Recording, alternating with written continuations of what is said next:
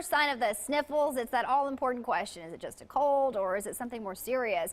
And if it seems like you can't ever put the tissues down, it could actually be a chronic issue called sinusitis. That's right. Did I get that right? Did you know actually 30 million Americans suffer from chronic sinus infections? Now some doctors, they're hailing a medical breakthrough they say could offer relief.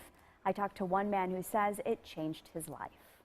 For Jared Wilkinson, cold and allergy season seemed to last an eternity. I couldn't really ever breathe through the left side of my nose for as long as I can remember. Jared thought he always suffered from a common cold, but it actually turned out to be much worse and much longer lasting. Chronic sinusitis is a disease process that affects 30 million Americans.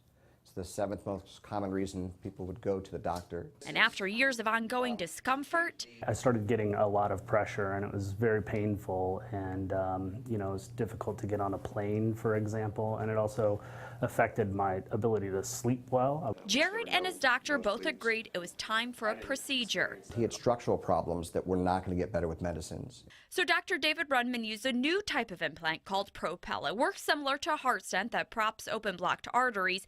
This particular implant dissolves over several weeks and gradually delivers an anti-inflammatory medicine. It also keeps scar tissue from forming, polyps from reforming, and keeps tissue from migrating over. The stent is the first of its kind to be approved by the FDA recently, and while it won't solve every type of sinus issue, and only a doctor can decide if a patient is the right candidate, it's got at least one patient breathing easier. It's very gratifying to help people to breathe better. For Jared, this new therapy certainly has him breathing easier. The pressure's gone. I can actually breathe through my nose.